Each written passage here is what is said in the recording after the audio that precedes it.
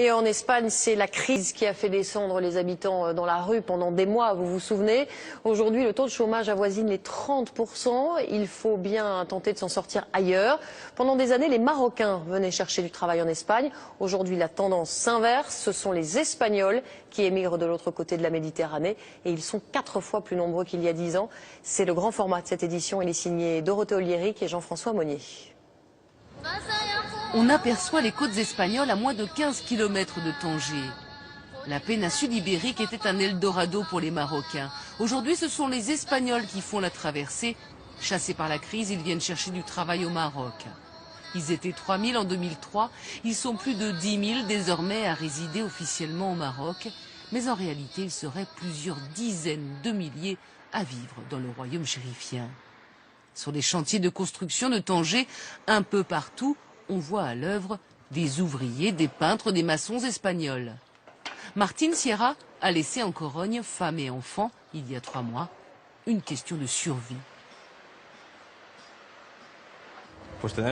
Je suis venu pour trouver du travail. En Espagne, la situation est très mauvaise. Il n'y a rien. Vous auriez pensé venir ici? Jamais. Pour des vacances, oui. Mais pas pour du travail.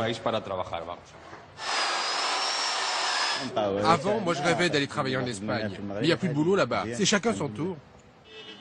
Avant la crise, les Espagnols résidant au Maroc étaient essentiellement des enseignants, des diplomates ou des hommes d'affaires. Mais le taux de chômage de près de 30% en Espagne et de 55% chez les jeunes a changé la donne. Massimo, lui, est diplômé d'architecture. Il a trouvé ici un emploi bien rémunéré, mais il constate l'arrivée d'immigrés d'un nouveau genre. Avant, les Espagnols arrivaient ici en terrain conquis. Ils étaient convaincus qu'ils pouvaient s'acheter le Maroc. Et maintenant, ils viennent ici pour demander de l'aide et acceptent de travailler pour le même salaire que les Marocains. À 1 heure de route de Tanger, la ville de Tétouan. L'été, la région est prise d'assaut par les touristes. Mais pour l'heure, la station balnéaire de Martil est juste balayée par les vents. C'est cette petite bourgade qu'a choisi Salvador. Ce ferronnier espagnol a passé ses dernières années à Malaga sans l'ombre d'un job. Il lui reste une dizaine d'années avant l'âge de la retraite. Rester en Espagne pour vivre chez mes parents comme quand j'étais enfant, c'est pas possible. Là-bas, il n'y a rien, mais ici, il y a du travail, et j'adore. Et pourtant, ce n'est pas facile de tout recommencer. Salvador a certes déjà adopté la djellaba, mais pour communiquer avec les clients marocains, ce n'est pas encore ça. C'est compliqué la barrière de la langue. Oui, ça c'est un peu mon petit problème. Mais petit à petit, on va y arriver. L'église, c'est le point de ralliement de tous les Espagnols. Chaque semaine, ils parlent ici du pays. Ils s'entraident aussi, donnant aux nouveaux arrivants les bons plans. Ici, avec 400 € par mois, location comprise, vous vivez comme un roi, sans vous priver de rien. 1 kilo de tomates, c'est 30 centimes.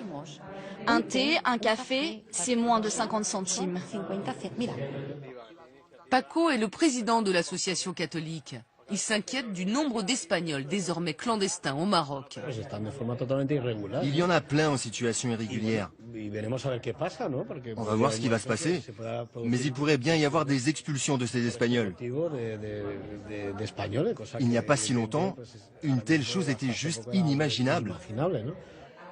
Mais ils sont de plus en plus nombreux, prêts à tout pour s'inventer une nouvelle vie, loin de la crise.